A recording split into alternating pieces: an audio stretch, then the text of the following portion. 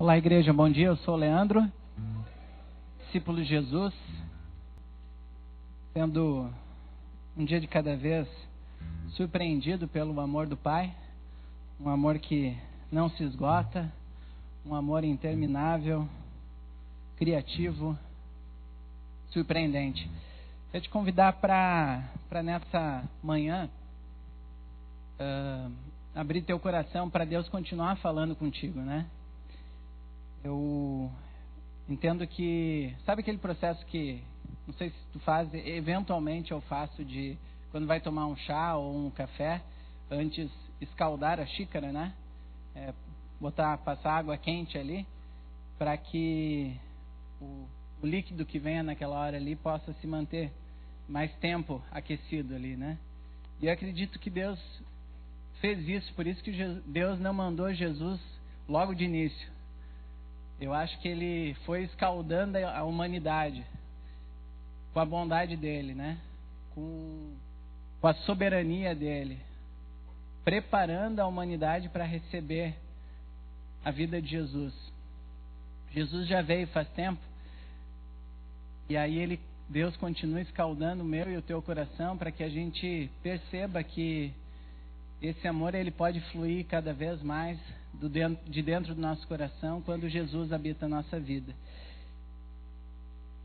Eu acho que Deus já fez isso hoje contigo de algumas formas. Não sei se foi com um sorriso de alguém que te recebeu, não sei se foi na apresentação da Ana Clara, mas eu acredito que Deus já vem preparando teu coração para que Ele continue falando contigo.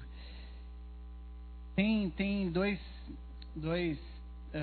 filmes que tratam um pouquinho desse tema aqui. Estaria eu no lugar de Deus? É um versículo no livro de Gênesis, capítulo 50, versículo 19. E eu queria te convidar a pensar sobre esse tema essa manhã. Mais do que pensar, você mesmo responder para ti mesmo e para Deus. Estaria eu no lugar de Deus? Tem dois filmes que tratam um pouquinho dessa temática, um pouco mais engraçado, o outro é engraçado também, mas já tem uns momentos mais reflexivos. Você já deve ter visto eles, não são lançamentos, pelo contrário, são filmes mais antigos. Mas pensa nisso. São filmes que trabalham essa temática, assim, né? Como é que seria se o ser humano, né, que é limitado e imperfeito, ocupasse o lugar de um Deus que é perfeito e soberano? Vamos ver o primeiro? O que aconteceria se você tivesse poder nas suas mãos de tomar decisões?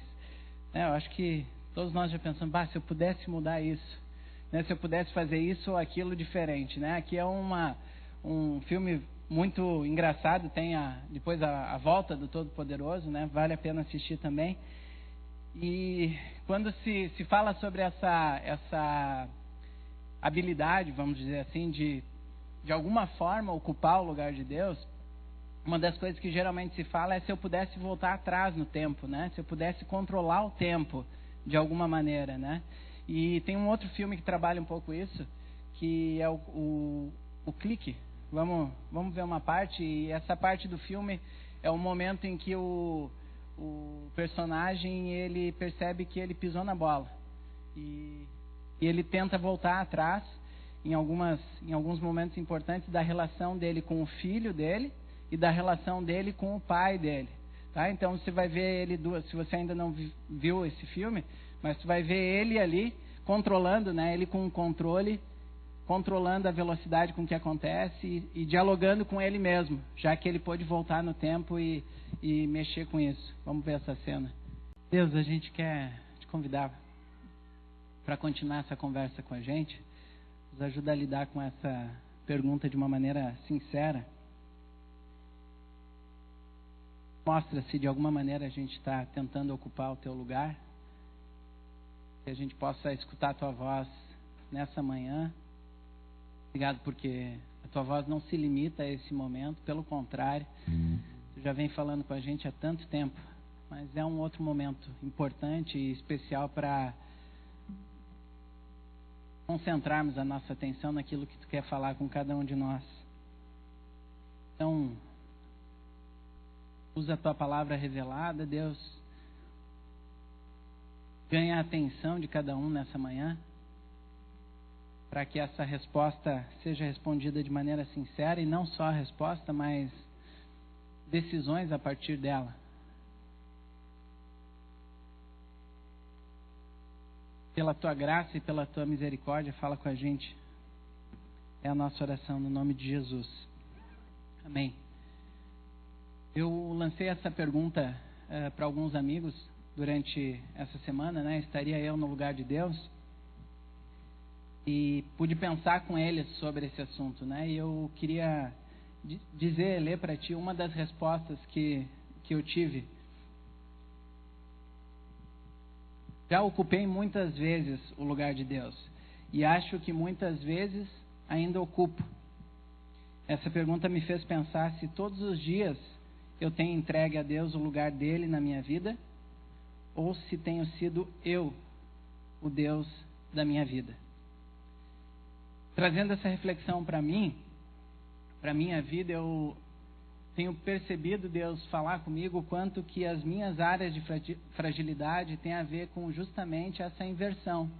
Eu ocupando o lugar de Deus. Mas como isso? Como assim, né? O ser humano tão pequeno, tão limitado, imperfeito, cheio de pecado, como que isso pode acontecer? Nesse período recente que Deus me convidou para me concentrar, para ouvir a voz dele de maneira mais clara, num período de jejum, a minha oração era: Deus, faz um detox de mim mesmo. Me desintoxica de mim mesmo, dos meus achismos, dos meus direitos, do meu ponto de vista. E Deus respondeu essa oração. Deus respondeu essa oração de muitas e muitas maneiras, no dia a dia, no meu momento a sós com Deus, ouvindo ali a voz dele, mas também em situações do dia a dia. E uma das situações que aconteceu foi quando eu percebi um momento difícil de estar vivendo aquilo lá. O pensamento que me veio na mente foi: eu não vou conseguir fazer isso. E ali Deus me falou assim: não tem a ver com a tua capacidade isso. E aí Deus me lembrou, porque eu já te disse, e eu já deixei revelado para todo mundo, que aquele que confia no meu filho, ele pode todas as coisas, porque ele está fortalecido em Jesus. E naquele momento o Espírito falou de uma maneira muito profunda, falando assim: essa frase, ela ainda te conduz. A frase "eu não vou conseguir", ela ainda tem influência na tua vida. E foi muito especial e muito libertador, porque eu tenho aprendido, quando Deus mostra algo para mim, quando Deus mostra algo para ti, Ele não está mostrando para a tua condenação, Ele está mostrando para que você possa usufruir de liberdade a partir do que Ele está te mostrando. E Ele me falou assim: Leandro, entenda cada vez mais que viver a vida que eu tenho para ti não tem a ver com a tua habilidade em fazer isso. Viver a vida cristã, viver a vida que eu sonhei para ti como meu filho, como discípulo de Jesus, não tem a ver com a tua capacidade ou habilidade de conseguir desempenhar isso ou fazer aquilo, ou orar mais tempo ou fazer isso ou aquilo, mas tem a ver com o reconhecimento da necessidade que tu precisa de mim. E foi tão profundo e tão bom ouvir isso de Deus e entender que é essa dinâmica. A vida cristã não passa pela minha capacidade, porque a capacidade habita a minha vida quando Jesus habita a minha vida. A vida cristã tem a ver com o reconhecimento da necessidade que eu preciso de Deus. Deus usou as maneiras mais diferentes para ir falando coisas comigo durante esse tempo do jejum. Uma foi quando a gente estava logo ali no início desse tempo, e estávamos com o restante da família. E a gente deu a ideia de fazer um churrasco. E aí, falei: bom, vamos lá, né? Vamos se exercitar um pouquinho. E aí, vivendo o tempo do jejum, e aí uma das pessoas perguntou se a gente podia passar no super para pegar as coisas. E aí eu falei: beleza, vamos lá. E saímos eu e a Cris para ir no supermercado. E quando nós estávamos indo para o supermercado, momento de integridade, estou contando para ti os meus pensamentos.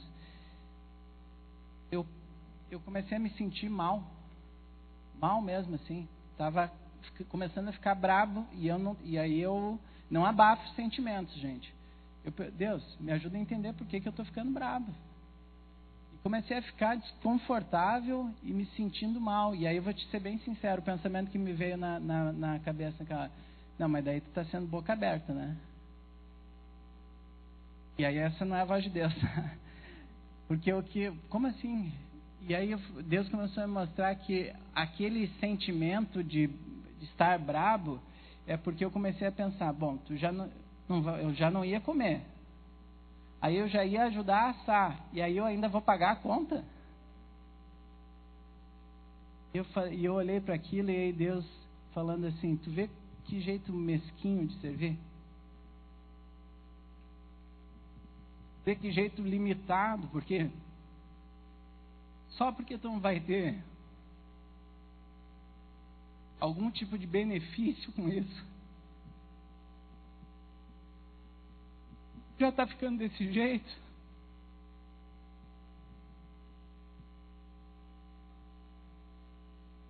E eu te falo que eu tenho aprendido isso. Quando Deus fala, Ele não fala para te condenar, Ele fala porque Ele quer trazer liberdade para a tua vida. Foi tão bom ouvir de Deus. Aprende com meu filho. Ele se entregou. Ele se entregou na cruz. Ele não tinha benefício algum para ir naquela cruz. Ele se entregou. E foi tão bom, gente, porque a questão não tem a ver se eu consigo fazer isso. Mas Deus, eu preciso disso. Eu preciso aprender a amar numa dimensão que não é uma dimensão limitada. Eu preciso, Deus, me leva para essa dimensão. E aí foi tão bom, porque não tem a ver com a minha capacidade, tem a ver com o reconhecimento da minha necessidade. Eu falei, Deus, me ajuda. E foi tão bom porque daí eu fui para a prática disso, né? O que Deus está me dizendo e o que eu vou fazer a respeito. E eu falei, vamos lá. E aí fomos lá, compramos, e aí fiz questão, pelo que Deus tinha gerado em mim, de servir, passei o pãozinho com alho, come que tá bom, né? E foi um exercício mesmo de perceber que foi tão bom se aproximar daquele amor de Jesus que se doa, que se entrega, sem ficar pensando o que vem em troca. Nesse tempo de desintoxicação, que foi o meu tempo do jejum, Deus me levou a falar assim, Pai, me perdoa pelo pecado do julgamento. Me perdoa por olhar para o lado e fazer considerações e comparações. E Ele foi me desintoxicando de mim mesmo. Então essa reflexão que eu quero repartir contigo nessa manhã, não vai vir de um jeito tão organizado, e me perdoe aqueles que gostam da teologia sistemática, né? De repente vai ter vários pontos aqui, eu nem sei quantos pontos vão ter. Eu vou ir abrindo situações do que Deus foi gerando em mim, confrontando na minha vida, me impulsionando, e quero te convidar a pensar nisso. Porque Deus, Ele tem um projeto para a tua vida. Ele é o Deus da tua vida, e Ele precisa saber quem é que está dirigindo a tua vida. É uma resposta, é uma pergunta para uma resposta pessoal. Entre essas considerações, entre esse abrir de coração que eu vou fazer contigo, eu quero te convidar a usar as duas perguntas do mapa. O que Deus está me dizendo e o que eu vou fazer a respeito disso? O que a gente ganha usando essas duas perguntas? A gente sai da dimensão de uma palestra expositiva, onde você vai gostar de algumas coisas, criticar outras, e aí a gente vai para a dimensão pessoal. O que Deus está falando contigo e o que tu vai fazer a respeito disso? Então, em alguns momentos eu vou lançar isso. E aí? Momento mapa. O que Deus está falando contigo agora? E o que tu vai fazer a respeito disso? Como eu te falei, eu acredito que Deus já falou muitas coisas contigo, mas durante essa semana, acho que há 2 semanas atrás, Deus colocou essa música no meu coração e da Cris, e nós pedimos para o Tércio e para a Camila ministrarem essa música. Então deixa ele continuar, o Espírito escaldando teu coração e tua mente por meio dessa música também.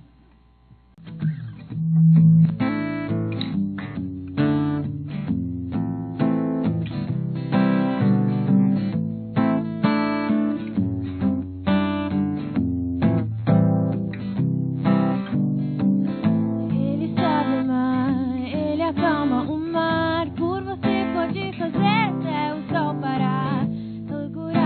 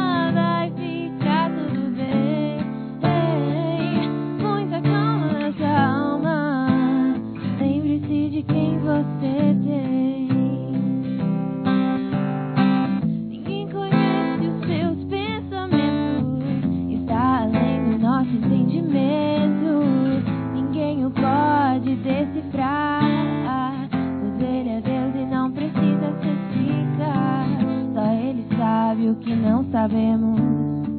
Só Ele faz o que não podemos. Só Ele tem um amor que calma suas guerras. Teu socorro vem do Senhor, que fez os céus e a terra. Muita calma nessa alma, vai ficar tudo bem. Muita calma nessa alma, lembre-se de quem você tem. Muita calma nessa alma, vai ficar tudo bem. Muita calma nessa alma, lembre-se de quem você tem. Coração bobinho, se achando sozinho, leia nas estrelas quanto ele te ama. Coração bobinho, se achando sozinho, escute Deus falando, filho, estou pertinho. É só fechar os olhos, respirar bem fundo, coloca as vozes do medo no modo mudo. Lembra que foi Ele que criou o mundo. Lembra que Ele tem o controle de tudo. Lembra que foi Ele que soprou esse ar, passa aí dentro e te faz respirar. Tantas orações feitas, Ele te escuta. Enquanto você dorme, continua a trabalhar. Mas segundo as suas expectativas, os seus para além, além, além do que você imagina. Muita calma nessa alma, vai ficar tudo bem.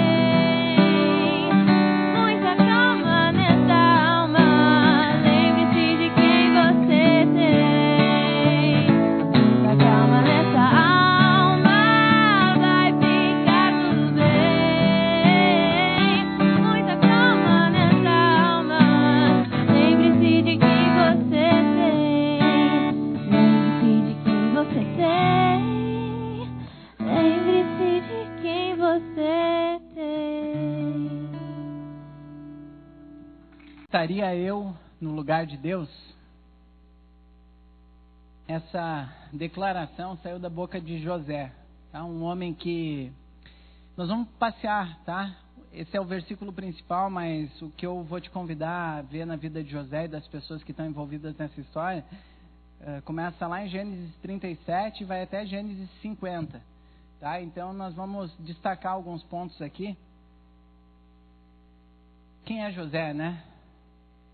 Para ter saído essa declaração, essa pergunta da boca dele. Foi um homem que, durante o tempo, né, ao longo do tempo, ele teve diferentes ocupações. Quando o guri, ele começou como um pastor de ovelhas, tá? Então José, criança, ali pré-adolescente, era um pastor de ovelhas. Depois disso, ele foi escravo. Depois, presidiário. E por último, governador do Egito. Percebe essa? Começou como pastor de ovelhas, depois ele foi escravo, depois um presidiário e por último, governador do Egito. Segundo os teólogos, historiadores, José nasceu mais de 1.600 anos antes de Cristo. O 11º filho de um total de 12, de 4 mulheres diferentes. O pai de José teve 4 mulheres. Familhão, né? Uma família cheia de problemas, rivalidade, ódio, inveja, intriga, manipulação. Será que a gente pode acrescentar a palavra disfuncional do lado dessa família? E um a propósito, eu falei para você, não vai ser organizado, tá? Um a propósito, você já percebeu que a tua família é um dos lugares onde Deus mais vai falar contigo? E eu digo familhão mesmo, tá? Os teus filhos, os teus pais, cunhado, sogro, sogra. Você ainda não se abriu para ver Deus se movimentando nesse ambiente? Se abra o quanto antes, porque ali é onde Ele mais vai falar. É um dos ambientes onde Ele mais vai falar, né? E eu tenho, pela graça de Deus, aprendido com isso. quando nós começamos a namorar, a Cris e eu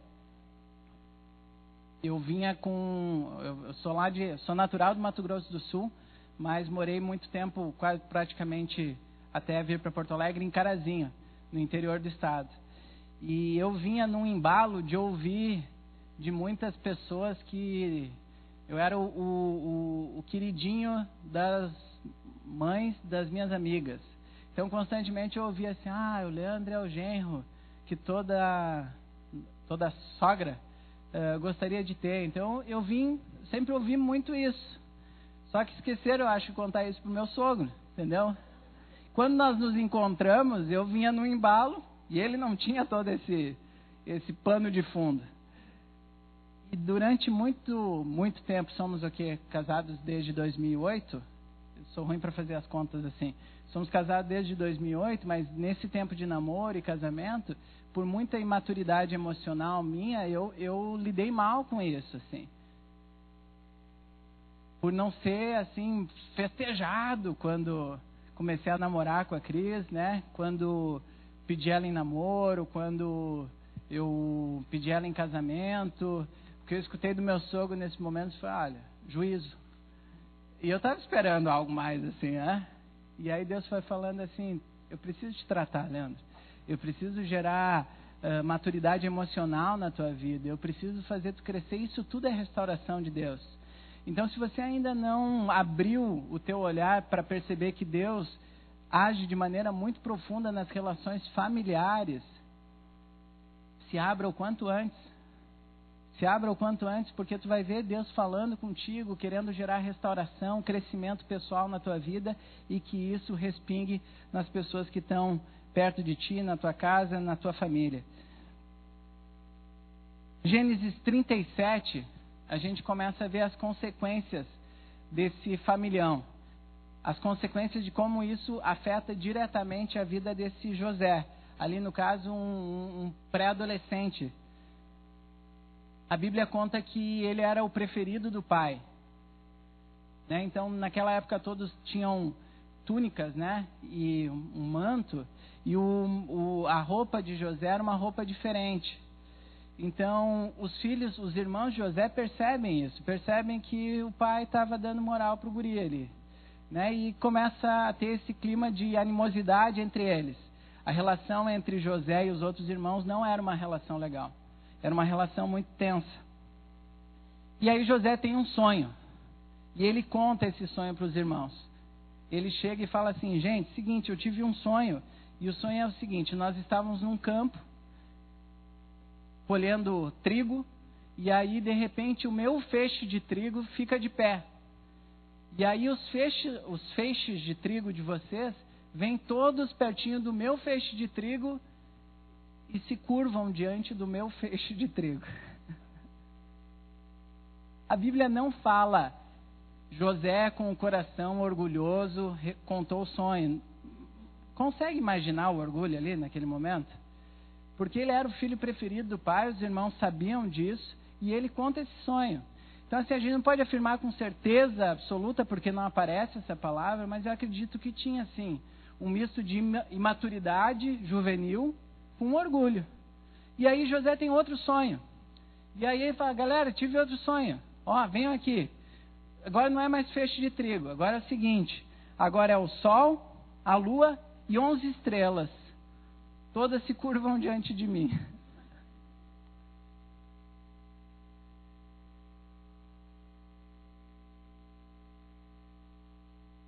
Olha que a Bíblia diz que os irmãos de José não conseguiam mais falar amigavelmente com ele.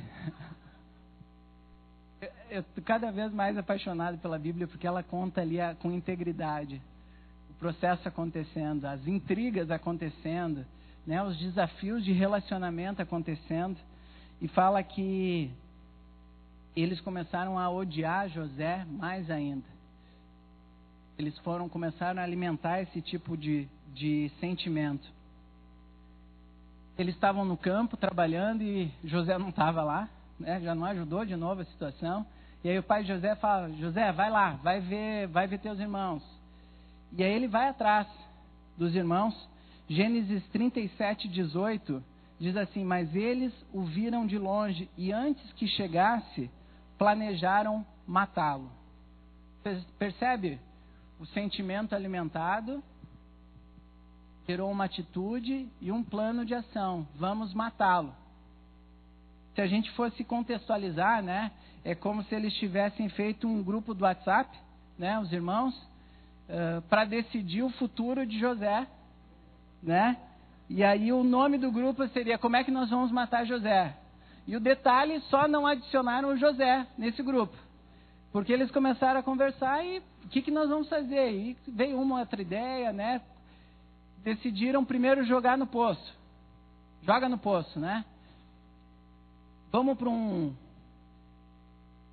Eles jogam no poço e aí falam assim: não vamos, é sangue do nosso sangue, não vamos fazer isso. E aí parece que é nobre, né? Não, vamos tirar lucro dessa situação. Então vamos vender o cara, né? Tá aqui, a gente pode tirar um dinheirinho ainda. Vendem o cara para os ismaelitas, os estrangeiros estão passando ali, eles vendem o cara, vendem o irmão. Deixa eu fazer um momento mapa aqui contigo agora. O que tu tem planejado? A partir dali, daquele momento, daquele versículo ali, eles o viram de longe e planejaram matá-lo. O que tu tem planejado? Tuas conversas em casa, no trabalho, as pessoas que tu conversa, promovem a vida ou a morte das pessoas que estão ao teu redor? Deixa o Espírito te sondar. Não é se você já planejou a execução de alguém, mas o teor das suas conversas tem sido conversas que promovem a vida, ou o teor das suas conversas tem promovido a morte de pessoas que estão próximas de ti? Sabe que recentemente Deus falou de uma maneira muito profunda sobre um padrão de comportamento na minha vida, né? E foi tão especial que foi um momento marcante no domingo passado lá, Michel. A gente estava na convenção, eu, o Michel e o Tércio. E um padrão de comportamento que Deus me ajudou a perceber que eu tenho é que eu sempre lembro do contexto das minhas férias, da minha família de origem, né, com os meus pais e com a minha irmã. Tenho ótimas lembranças de férias, mas um padrão de comportamento interessante, eu quero contar para vocês. Que nós geralmente saímos em férias para visitar amigos, assim, né, ou família. E é um tempo muito bom, eu sei que isso é bom, mas tinham poucos momentos que éramos só nós. Dentro disso, ainda tinha uma questão, sempre aprendi com meu pai muita responsabilidade com as finanças, algo que eu aprendi dele. Mas também passa um pouquinho do ponto, sabe? E aí o que aconteceu? Eu lembro de uma vez que nós estávamos em Imbituba, Santa Catarina, e nós finalmente, então, estávamos num hotel, né? Nós quatro, meus pais, eu e a minha irmã. E aí meu pai descobriu que naquele hotel, lá pelas 4 e pouco da tarde, assim, mais para o final da tarde, estava incluído na diária um café da tarde. E eu acho que nós passamos uma semana lá naquele hotel. E meu pai, todo final de tarde, ele trazia todos nós, porque daí ele queria encaixar aquele lanchezinho do final da tarde para já ser a janta também, entendeu? Não precisa gastar logo em seguida se tem algo sendo oferecido. Certo, né? Algo, mordomia dos recursos. Mas sabe quando passa um pouquinho do ponto? Sabe? Eu lembro de uma situação em que a minha mãe falou assim: de repente hoje vamos comer uma coisinha diferente, comer um peixe. Eu lembro que gerou um desconforto tudo aquilo, porque o meu pai, ele ficava pensando muito nos recursos ali, na grana que ia sair para ter uma janta. E a gente acabou saindo, mas o clima ficou desconfortável, não foi legal assim. Foi um clima um tanto quanto... o que era para ser legal não foi. E Deus me mostrou que é uma área que precisa ser mexida na minha vida, que é de planejar esses momentos em família e investir nisso. Investir mesmo, falar assim: bom, vamos sair e vamos para um restaurante legal, vamos comer uma comida legal. E Deus me mostrou isso nesse tempo. Eu posso ser mais intencional em planejar o bem-estar da minha família, demonstrando essa linguagem de amor, né? Dando presentes. Então, a minha pergunta para ti, ela não vem só no nível, né, vida ou morte. Não, nunca executei, nunca pensei em matar ninguém. mas você tem promovido vida com as conversas que tu tem, com o planejamento que tu tem? Na tua cela, no teu discipulado, você abre o teu coração, mas para que aquilo gere vida? Ou se aquilo é para criticar, é fofoca? Então aqui é um primeiro momento mapa, para que Deus possa falar contigo, né? O que Deus está te dizendo e o que você vai fazer a respeito disso. Vamos adiante, gente. José, então, ele foi levado para o Egito, tá? Nós estamos passando pelos capítulos ali. Ele é levado para o Egito, onde foi comprado pelo oficial do faraó e capitão da guarda. Olha só que detalhe importantíssimo da história de José. Gênesis 39, 2 diz: o Senhor estava com José. Potifar, que foi quem comprou, né, José, ele reconhece que Deus estava com José. Interessante isso, né? O senhor dele, ele reconhece. Tem algo de diferente nesse cara aqui. Porque ele começa a perceber que tudo que José faz acaba sendo bem sucedido. E Potifar percebe isso. Que o próprio Deus fazia com que José fosse bem sucedido em tudo que fazia. Então ele pega e promove José. De que maneira que ele promoveu José? José, é o seguinte, agora tu vai cuidar de tudo aqui na minha casa. Tu é meu administrador pessoal. Cuida de tudo, cara. Tudo, tudo, tudo. E a Bíblia conta que Potifar já não tinha mais nenhum tipo de preocupação, só a preocupação de sentar à mesa e comer. Era a única coisa que ele tinha. Tá boa essa preocupação? Tá, né? Era só isso que Potifar tinha que fazer. E claro, falou assim, olha, tudo aqui é teu, só não a minha esposa, né? Deixa claro isso, que a esposa é de Potifar. Mas o que acontece? A Bíblia conta que José era atraente, era um rapaz bonito. E a esposa do Potifar, então, começa a se interessar, se insinua e fala claramente, olha, vem se deitar comigo. Então foi direto. E José diz, olha só que interessante a resposta de José. Meu senhor não se preocupa com coisa alguma da sua casa, e tudo que tem deixou aos meus cuidados. Ninguém desta casa está acima de mim. Ele nada me negou, a não ser a senhora, porque é a mulher dele. Como poderia eu, então, cometer algo tão perverso e pecar contra Deus? Pecar contra Deus.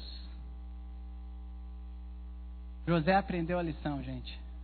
Daquele repartir do sonho, da história dos trigos e do sol das estrelas, o orgulho pessoal começa a dar espaço para o temor a Deus. Como poderia eu pecar contra Deus?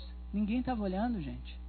A Bíblia é muito clara que diz que tem momentos que ela aparecia para falar com ele e não tinha ninguém olhando. Momento mapa. Como é que está o teu temor a Deus? O que tu faz quando ninguém mais está olhando? Quando ninguém vai ficar sabendo? Tua esposa, teu discipulador, líder da tua cela, o teu chefe, teu amigo. Isso aí tem a ver com temor a Deus. Reconhecimento de que pode ninguém mais estar vendo, mas eu sei quem está me vendo nesse momento. Como está o teu temor a Deus? Momento mapa, o que Deus está te dizendo? E o que tu vai fazer a respeito disso? Não para só na pergunta do que Deus está te dizendo, porque logo em seguida tem essa. O que tu vai fazer a respeito disso? Qual é a resolução? O que tu precisa mudar se Deus te mostrou algo importante nesse momento? Dia após dia, José recusa o assédio. A mulher foi insistente.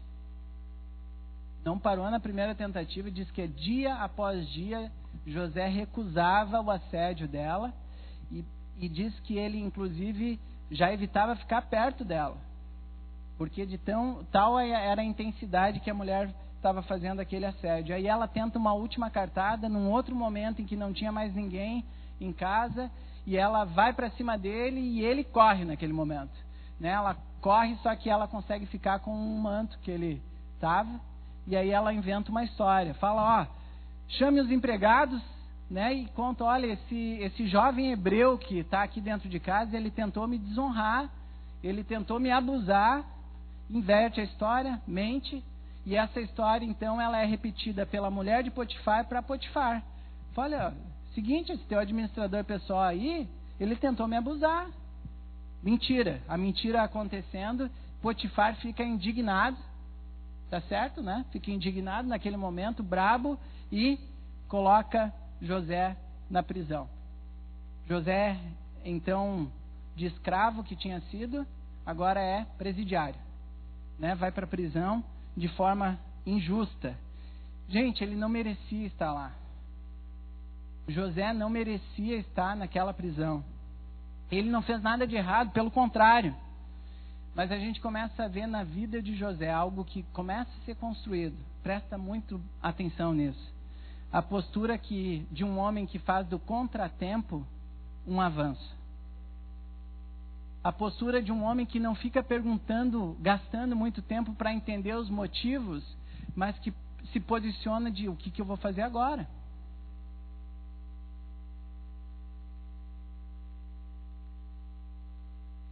Eu posso aprender com José que o que aconteceu comigo, seja justo ou injusto aos meus olhos, justo ou injusto aos meus olhos, pode desenvolver um firme caráter na minha vida. Eu posso aprender com José que o que acontece comigo, seja justo ou injusto aos meus olhos, pode desenvolver um firme caráter na minha vida, a partir daquilo que eu vou fazer. Por que eu falo justo ou injusto? Deus usou muito a vida da minha esposa, na época continua usando, né? Mas de uma maneira muito, muito pontual, numa conversa que nós tivemos quando éramos noivos. Eu não lembro qual foi a situação em si, mas eu peguei e falei assim, mas isso não é justo. E a Cris olhou para mim, não precisou alterar a voz dela nem nada, com muita tranquilidade, inclusive, ela falou assim, amor, percebe que constantemente tu fala que isso é justo, isso é injusto?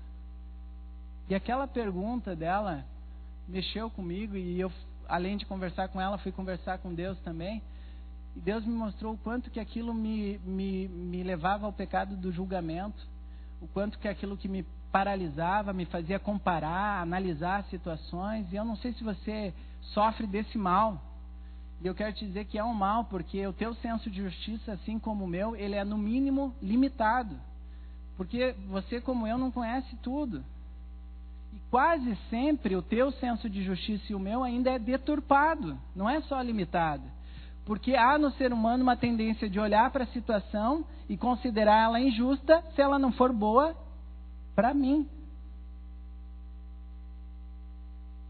José não fica analisando a justiça ou a injustiça. José, ele começa a permitir que o espírito dele pudesse ser desenvolvido, as emoções dele pudessem ser desenvolvidas, a ponto de falar assim, o que eu vou fazer agora? Ele estava ali, gente, não tinha mais o que mexer nisso, ele estava colocado na prisão de forma injusta.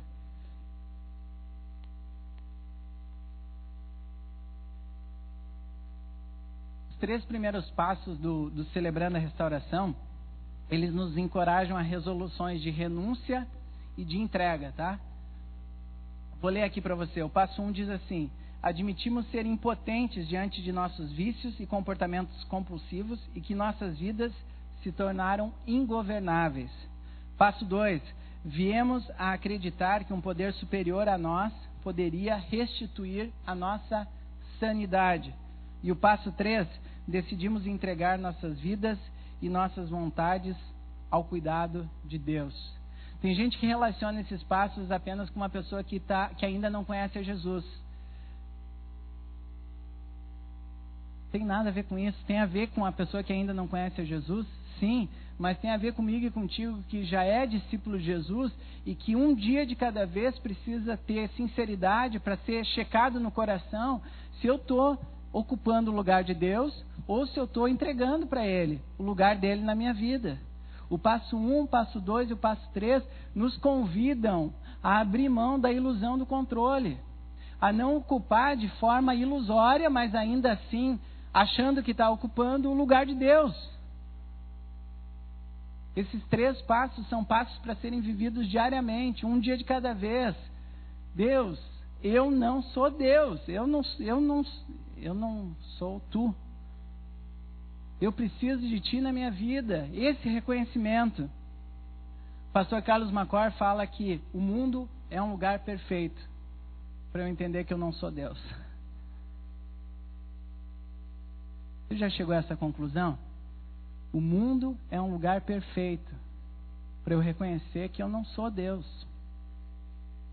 O mundo é um lugar perfeito para você e eu reconhecermos não só que não somos Deus, mas reconhecer a nossa necessidade de Deus. Deus, eu preciso de Ti. Eu preciso da Tua mão me conduzindo.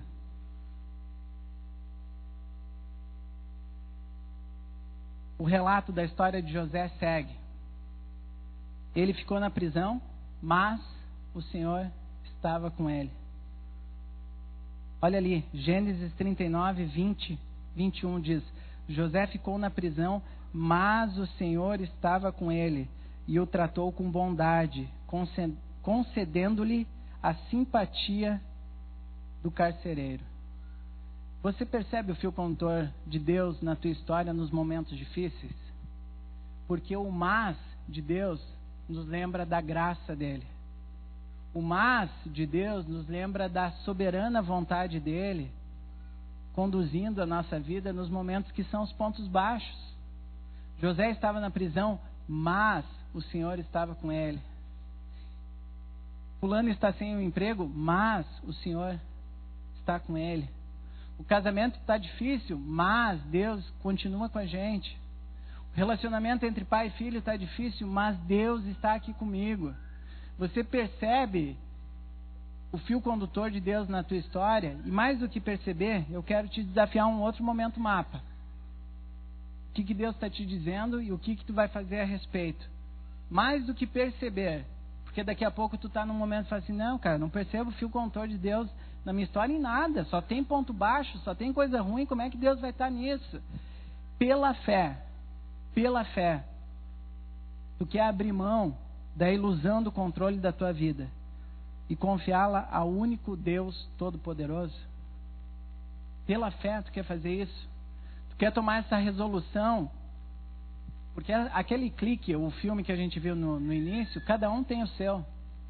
Não é uma decisão que uma pessoa faz por todas as outras. Cada um tem o seu. Você, pela fé, quer abrir mão desse controle, dessa ilusão de controle, e entregar para o único que é todo-poderoso, que tem condições de acalmar a tempestade. Foi Ele que criou o céu e o mar. É Ele que pode continuar conduzindo a minha, a tua vida. Agora, essa é uma resolução pessoal. Esse passo é um passo pessoal, é uma decisão de renúncia, escolha, entrega. Pela fé, você quer fazer essa decisão? O que Deus está te dizendo? E o que tu vai fazer a respeito disso? O tempo passa, Gênesis 40, a gente vê que o chefe dos copeiros e o chefe dos padeiros foram colocados na mesma prisão que estava José. E José, nessa época, já tinha sido promovido de novo. Ele já não era um simples presidiário, mas ele cuidava também dos outros presidiários ali, dos outros que estavam na prisão. E esses dois chefes, o chefe dos padeiros e dos copeiros, eles foram colocados lá porque eles insultaram o faraó. O faraó ficou bravo, colocou os caras na cadeia. Um dia José está lá e percebe que o semblante dele está triste. E pergunta, gente, o que foi? E eles falam, olha, a gente teve um sonho. Ele teve um sonho, eu tive outro sonho, mas não tem quem interprete. Por isso que a gente está assim, a gente queria saber o que quer dizer isso. Olha que detalhe interessante. Gênesis 40, versículo 8 diz: Disse-lhe José, não são de Deus as interpretações? Contem-me os sonhos. Se percebe José colocando o holofote em Deus? Ele podia pensar assim, opa, essa história de sonho eu já entendo um pouquinho, né? Cara, me conta aí, deixa eu ver o que eu posso pensar sobre isso. Mas não, ele fala, não são de Deus as interpretações. Ele coloca o holofote em Deus. Quem ganha o olhar de todos ali é Deus. José conta para os dois a interpretação dos sonhos, né? E é interessante que o primeiro que contou, e aí José falou, olha, Deus te deu essa interpretação aqui. De novo coloca o holofote em Deus e fala assim, ó, dentro de 3 dias, Vai passar 3 dias e tu vai voltar, vai ser tirado daqui e vai voltar para a tua antiga função como chefe dos copeiros, tá? E aí o chefe dos padeiros ouve aquela interpretação, né? A Bíblia conta que até animado com o que ele ouviu do primeiro sonho, ele falou, seguinte, o meu sonho é esse aqui. E aí José complementa, olha, Deus também te deu essa interpretação aqui. Vai se passar os mesmos 3 dias, só que ao invés de tu voltar para a tua antiga função, tu vai ser enforcado. E ele conta isso. E acontece isso, né? Para o chefe dos copeiros, que voltaria para a função, José fala assim, olha, quando tu sair daqui e estiver tudo bem, fala para o faraó, que eu estou aqui, cara, não devia estar aqui. Mas comenta para ele, né? Fala para ele, entrega um recado para ele, diz que eu estou aqui de forma injusta, né? Para ver se de repente ele me tira daqui. Passa os 3 dias, acontece, confirma o sonho a interpretação de José, né? Um é levado à presença do faraó e volta a servir ao faraó como chefe dos copeiros, e o chefe dos padeiros é enforcado, tá? E aí diz que o chefe dos copeiros não se lembra de José, pelo contrário, esqueceu-se de José. É o que a Bíblia conta. Percebe que de novo podia a interpretação do que é justo ou injusto podia paralisar José naquele momento? Poxa, eu falei pro cara, falei para sair daqui, ele saiu, por que ele não conta, por que o faraó ainda não veio me tirar? Mas de novo, não é assim que José lida com a situação, e José de novo me encoraja a entender que a mim cabe ouvir Deus e obedecer. A Bíblia conta que isso não foi coisa de uma semana, não foi coisa de um mês, passaram-se 2 anos. 2 anos José fica naquela prisão. 2 anos José de repente se debatendo com questões importantes para a vida dele, mas 2 anos. Mas o Senhor estava com José. E aí diz que Faraó, ele então tem um sonho. Faraó tem um sonho, e aí o chefe dos padeiros fala, lembrei. Então, sabe, quando eu estava lá na prisão, há 2 anos atrás, tinha um jovem hebreu que ele interpretou o meu sonho. De repente ele consegue interpretar o teu também. Que bom, chefe dos padeiros, né? Chefe dos copeiros, que bom que tu lembrou. Então é isso que acontece. Trazem José é trazido e de novo se abre um convite para de repente José se posicionar como sendo o cara, porque Faraó, o maior nome do Egito, se aproxima de José e fala assim, seguinte, eu tive um sonho, nenhum dos meus sábios conseguiu interpretar o sonho, mas eu ouvi dizer que tu é capaz. O maior nome do Egito se aproxima e fala, eu ouvi dizer que tu é capaz. Novamente, pelo menos 2 vezes na sequência do texto, José coloca o holofote em Deus. Ele aprendeu lá atrás. Lá atrás o holofote era ele, agora ele entende, não quero mais colocar o holofote em mim, o holofote tem que estar em Deus. Olha como que ele responde. Respondeu-lhe José, isso não depende de mim, mas Deus dará ao faraó uma resposta favorável. José ouve os 2 sonhos e responde, o faraó teve um único sonho, Deus revelou a faraó o que ele está para fazer, Gênesis 41, 25. José conta então que haveria 7 anos de fome, 7 anos de fartura primeiro. Olha, vai ter 7 anos de fartura e depois 7 anos de extrema fome, seca. Então é o seguinte, faraó, deixa eu te dar um conselho.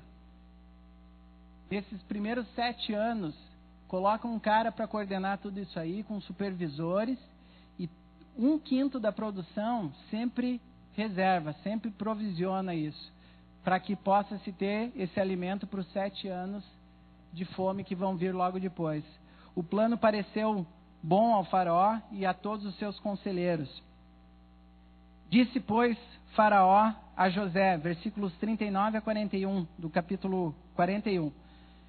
Uma vez que Deus lhe revelou todas essas coisas, não há ninguém tão criterioso e sábio como você. Você terá o comando do meu palácio e todo o meu povo se sujeitará às suas ordens.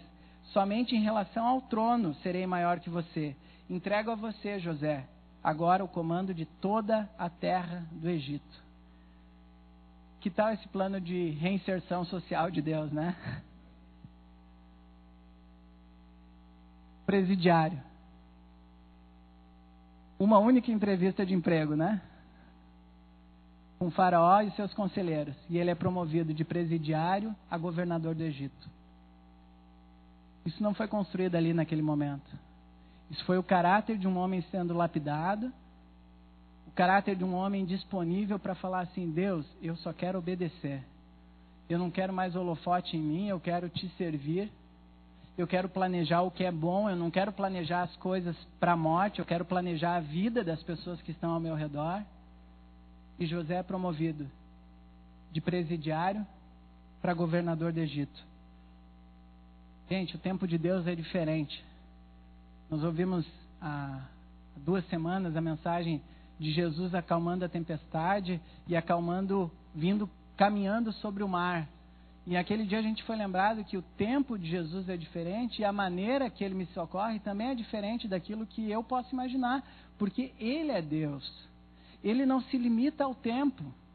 Ele criou o próprio tempo, então como é que ele vai ser condicionado por algo que é menor do que ele? Mas nosso coração de filhos aflitos fica tentando condicionar, não, agora é o momento de Deus, não, por que Deus não veio? E isso todos são sentimentos legítimos, mas que precisam ser levados para a presença do Pai perfeito. Falando assim: Deus, meu coração está meio apertado, deixa eu falar contigo. E Deus não fala para a gente não ter esse tipo de sentimento, mas Ele nos convida a crermos e a confiarmos que o tempo dele virá no tempo que Ele achar que tem que vir. O tempo de Deus é diferente. Momento mapa. Você escolhe se submeter ao tempo de Deus na tua vida? Você escolhe se submeter ao tempo de Deus na tua vida? Você só vai conseguir se submeter ao tempo de Deus se você se submeter ao próprio Deus. Deus, eu abro mão do meu cronômetro. Eu abro mão do meu cronograma. Eu abro mão dos meus planejamentos. E eu reconheço que Tu és o Deus, o único Deus Todo-Poderoso. É Tu que tem condições de analisar qual é o momento certo de acontecer qualquer coisa. 7 anos de fartura se passam e José, como governador do Egito, executou aquele plano, armazenando então 1/5 de toda a colheita. A Bíblia conta que houve fome em toda a terra, mas em todo o Egito havia alimento. No capítulo 42, gente, a gente lê que Jacó, o pai de José, ouve dizer que no Egito tem trigo. Olha só o fio condutor, né? Ouvi dizer que no Egito tem trigo e fala para os filhos dele, ou seja, para os irmãos de José: tem trigo lá no Egito, vão para lá. Vamos lá, vamos ver se vocês conseguem comprar alguma coisa. Eles vão para lá. E aquele sonho lá atrás se cumpre, gente. Olha que coisa interessante da gente perceber, né? Porque José, como governador do Egito, era ele o responsável, ele que vendia todo o trigo, ele que fazia as negociações. E entram os 11 irmãos de José, os 10 irmãos de José, porque o outro mais novo ainda não veio junto naquela ocasião. Se aproximam de José e se curvam diante do governador do Egito.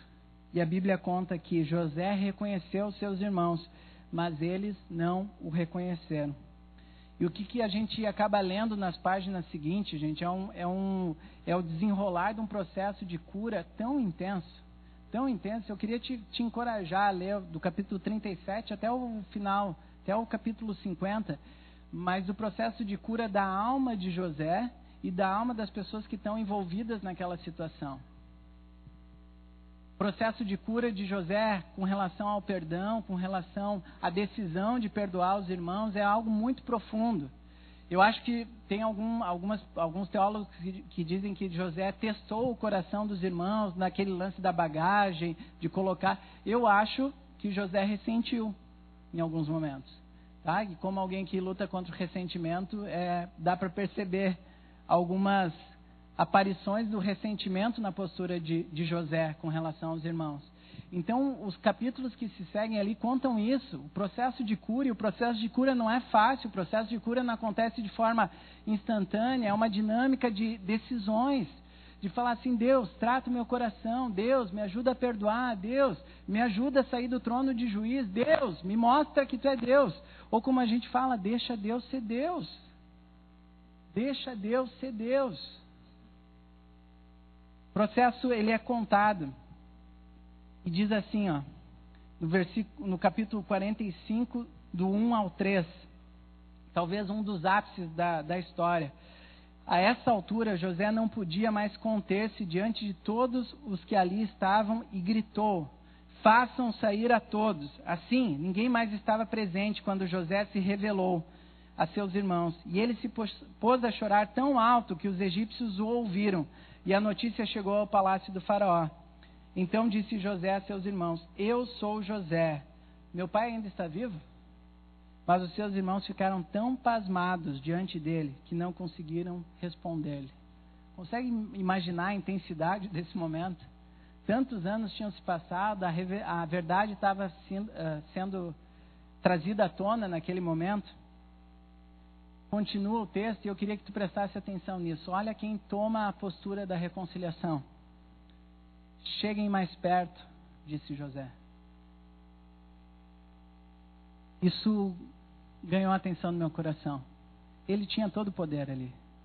Mas ele fala: cheguem mais perto, disse José. Quando eles se aproximaram, disse-lhes: eu sou José, seu irmão, aquele que vocês venderam ao Egito. Deixa Deus falar contigo nisso aqui. Agora, não se aflijam, nem se recriminem por terem me vendido para cá, pois foi para salvar vidas que Deus me enviou adiante de vocês. Já houve 2 anos de fome na terra, e nos próximos 5 anos não haverá cultivo nem colheita. Mas Deus me enviou à frente de vocês, para lhes preservar um remanescente nesta terra, e para salvar-lhes a vida com grande livramento. Assim, não foram vocês que me mandaram para cá, mas sim o próprio Deus. Percebe a clareza, assim, fala assim: cara, isso não tem mais a ver com você, não tem mais, é Deus, Ele é todo-poderoso, Ele fez isso acontecer, teve choro, teve lágrima, teve momentos difíceis, mas Deus não saiu do controle, Ele continua no controle. Não foram vocês, mas sim o próprio Deus que me trouxe para cá. A gente tem diante de nós, nesse momento aqui, um momento de extrema tensão. Consegue imaginar os sentimentos e os pensamentos de todas aquelas pessoas que estavam lá naquela sala, naquele momento?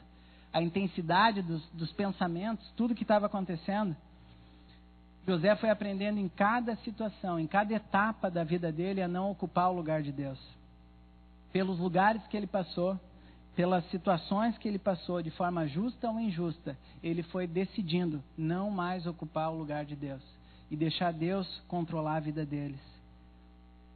Isso não isentou ele de dificuldades extremas, né? A gente pode ver algumas aqui, mas vale a pena tu ler todos esses capítulos com mais atenção, mas possibilitou uma relação de intimidade de um ser humano limitado e imperfeito que é José. Ele não tem nada demais, é tão limitado e imperfeito quanto cada um de nós, mas possibilitou a ele uma relação de intimidade com o próprio Deus Todo-Poderoso, onde ele percebeu Deus conduzindo a história dele. E o que me chama a atenção naquele momento ali é que José não era mais o pré-adolescente. José agora era governador do Egito. Ele tinha o poder nas mãos naquele momento. Não todo, mas ele tinha algum poder significativo naquele momento. Momento mapa. Como é que tu te posiciona em situações de conflito pessoal? Você ocupa o lugar de Deus nesses momentos? Você ocupa o lugar de Deus quando tem algum tipo de poder nas tuas mãos?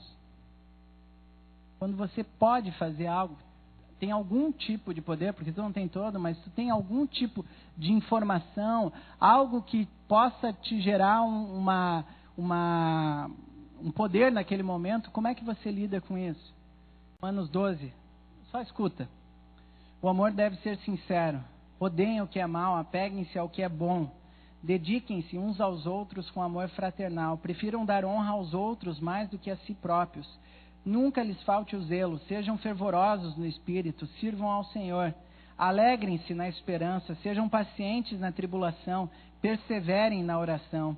Compartilhem o que vocês têm com os santos em suas necessidades, pratiquem a hospitalidade. Abençoem aqueles que os perseguem, abençoem, não os amaldiçoem. Alegrem-se com os que se alegram e chorem com os que choram. Tenham uma mesma atitude uns para com os outros. Não sejam orgulhosos, mas estejam dispostos a associar-se a pessoas de posição inferior. Não sejam sábios aos próprios olhos. Não retribuam a ninguém mal por mal. Procurem fazer o que é correto aos olhos de todos. Façam todo o possível para viver em paz com todos. Amados, nunca procurem vingar-se, mas deixem com Deus a ira, pois está escrito: minha é a vingança, eu retribuirei, diz o Senhor. Ao contrário, se o seu inimigo tiver fome, dê-lhe de comer. Se ele tiver sede, dê-lhe de beber. Fazendo isso, você amontoará brasas vivas sobre a cabeça dele. Não se deixem vencer pelo mal, mas vençam o mal com o bem. Consegue ver? Não existia, tá? Romanos. José não leu antes Romanos, né? Para tomar essa decisão. Isso aqui foi muito tempo antes de Jesus. Mas você consegue ver José tendo vivido isso naquele momento? A decisão de falar assim: não, peraí. A mim não cabe a vingança. Deixa eu fazer o bem. Eles me pediram comida, então eu vou dar comida. Eles me pediram água, eu vou dar água. José não ocupa o lugar de Deus, porque a Bíblia diz que a vingança é do Senhor. Mas ele obedece e vence o mal com a prática do bem. Como é que você lida em situações de conflito pessoal? Você abençoa aqueles que estão te perseguindo? E eu quero me encaminhar para o final. Capítulo seguinte diz que Faraó sabe do que aconteceu e fala assim: olha, traz toda a tua família. Traz toda a tua família e usufruam do melhor da terra do Egito. Então vem toda a família de José, que estava lá em Canaã, é trazida para o Egito. José se encontra com o pai, Jacó.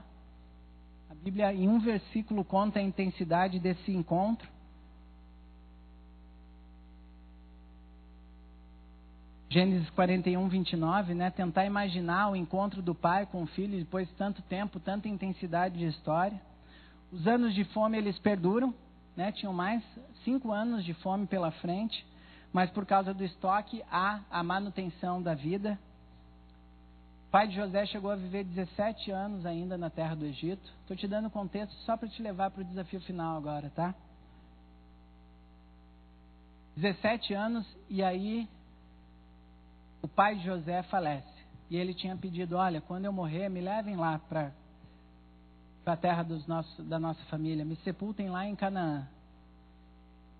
José e os seus irmãos obedecem, e quando Jacó morre, eles levam e sepultam Jacó lá em Canaã. E aí eles retornam para o Egito. A Bíblia conta que os irmãos ficaram com medo, né? Pai, e agora? A Bíblia é muito clara, diz assim: será que ele não vai ter rancor de tudo que aconteceu lá atrás? E agora sim, agora que nosso pai morreu, será que não é agora que ele vai acabar com a gente? Porque a gente fez mal para ele. E é aí que a gente chega no contexto do nosso versículo inicial: estaria eu no lugar de Deus?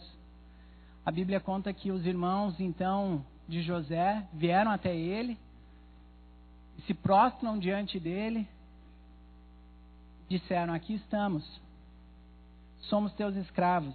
José, porém, lhes disse: não tenham medo, estaria eu no lugar de Deus?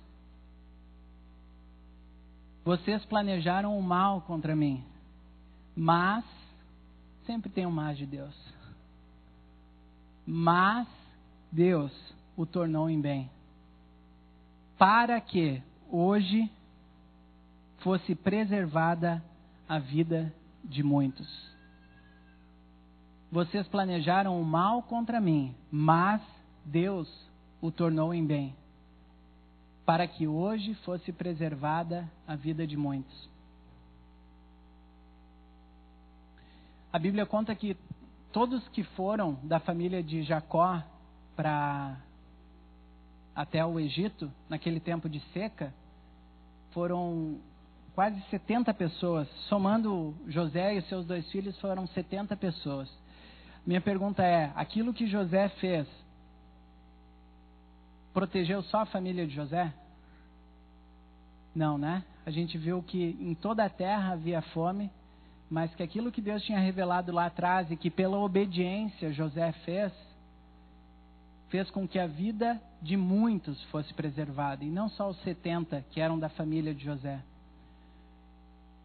Aquilo que Deus faz na tua vida, aquilo que Deus gera na minha vida, e isso envolve salvação e restauração, não pode parar em mim. O fio condutor de Deus na tua história, a mão soberana que nos momentos de dificuldade te lembra, olha, está difícil, mas eu estou contigo. Não é para que isso pare em ti, mas é para que você possa contagiar outras pessoas com a graça da salvação, com a graça da restauração, a partir daquilo que Deus tem feito em ti.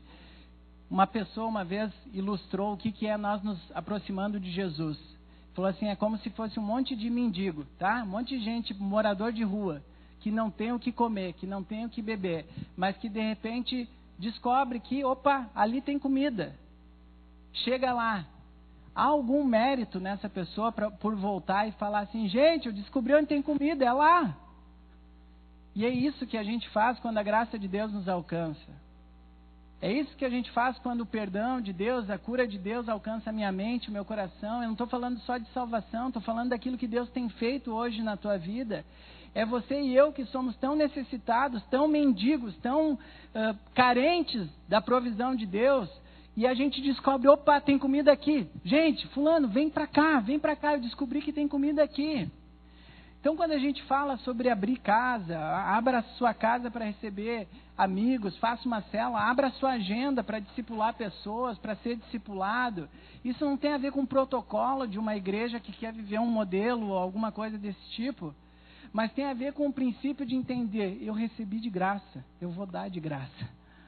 Eu recebi de Deus, eu só vou repartir aquilo que eu recebi de Deus. Deus está nos convidando para confiar mais na mão soberana dele, na mão que tem todo o poder. Mas isso não é para parar em mim e em você. Isso é para ser repartido com muita graça, porque estaria eu no lugar de Deus? Estaria você e eu no lugar de Deus? Teste a Camila, podem vir. Eu falei para você que era um abrir o coração, né? Nem sei quantos pontos foram, né? Mas eu acredito que Deus pode ter falado algo além que nem estava aqui. Deus pode ter falado alguma outra coisa contigo, porque Ele é um Deus que decide se relacionar contigo de uma maneira pessoal. Mas eu queria que nesse momento em que a gente vai ouvir aquela música do início de novo, você pudesse lidar com essas duas questões. Deus, o que tu está me dizendo? E Deus, o que eu vou fazer a respeito? Lide com essas duas questões nesse momento. Deus, o que tu está me dizendo? E a segunda, Deus, o que eu vou fazer a respeito disso? Aí a tua resposta para Deus. Aí já não é mais Deus. O que tu vai fazer em resposta a isso? Muita calma nessa alma. Lembre-se também de quem tem você.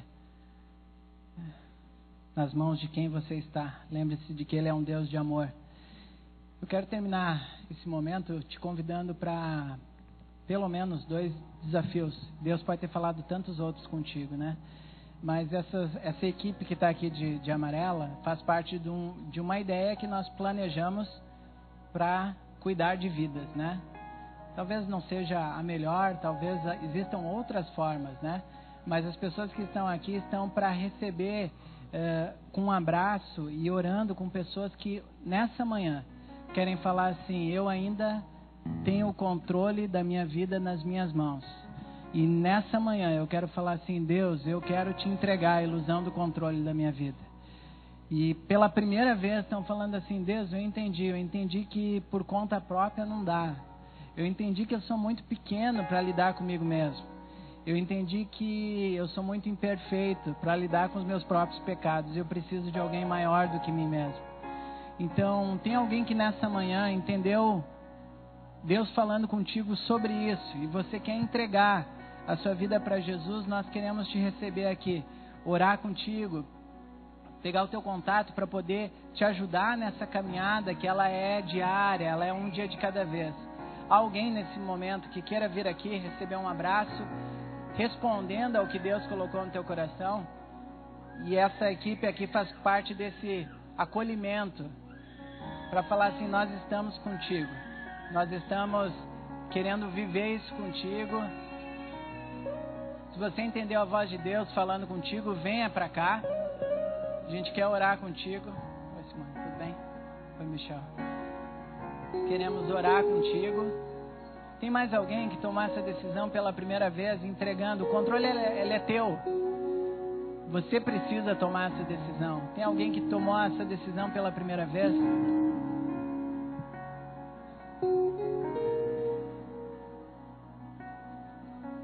Segundo momento agora é para você que ouviu Deus falando assim, tu já me entregou, mas tu tá pegando ele de volta. Tu tá pegando o controle de volta. Tu tá tentando ocupar o meu lugar.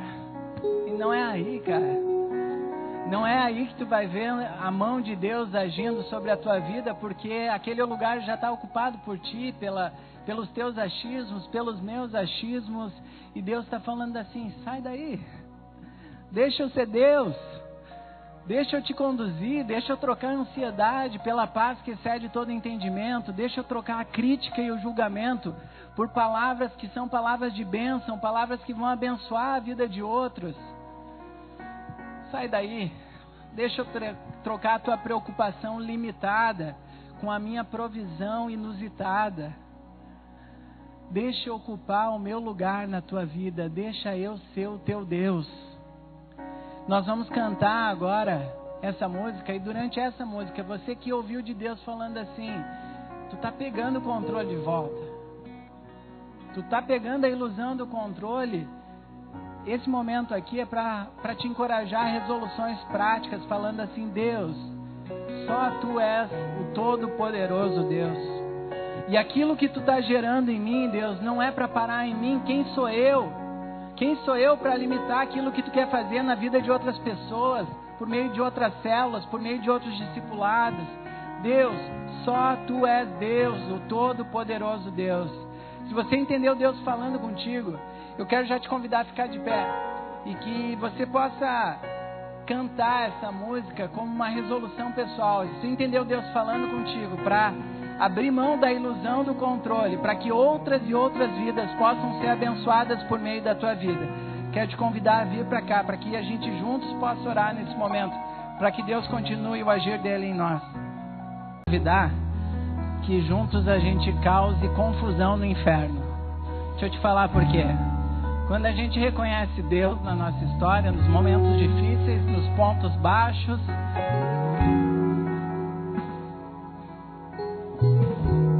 e a gente fala assim, Deus, independente do que estiver acontecendo, eu reconheço que tu não saiu do controle.